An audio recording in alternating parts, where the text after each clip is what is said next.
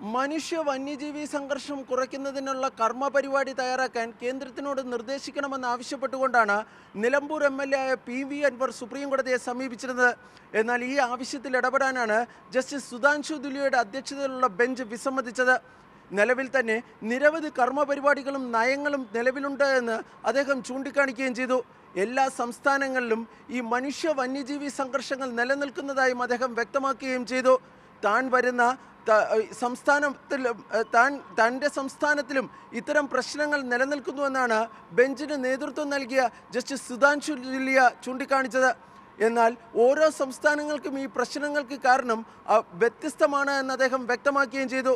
നിലവിലുള്ള കർമ്മ പരിപാടികളും നയവും ഫലപ്രദമല്ല എന്നായിരുന്നു പി.വി. അൻവറിന് വേണ്ടി ഹാജരായ അഭിഭാഷകൻ സുപ്രീം കോടതിയിൽ ചൂണ്ടിക്കാട്ടിയത്. തുടർന്നാണ് നിങ്ങൾ കടുവയെ പഠിപ്പിക്കാൻ വേണ്ടി പോകുകയാണോ എന്ന് അൻവറിൻ്റെ അഭിഭാഷകനോട് സുപ്രീം കോടതി ആരാഞ്ഞത്. സുപ്രീം കോടതി ഈ വിഷയത്തെ അങ്ങനെ കാണരുത്, കണക്കിലെടുക്കരുത് എന്നായിരുന്നു അൻവറിൻ്റെ അഭിഭാഷകൻ ആവശ്യപ്പെടുകയും ചെയ്തത്.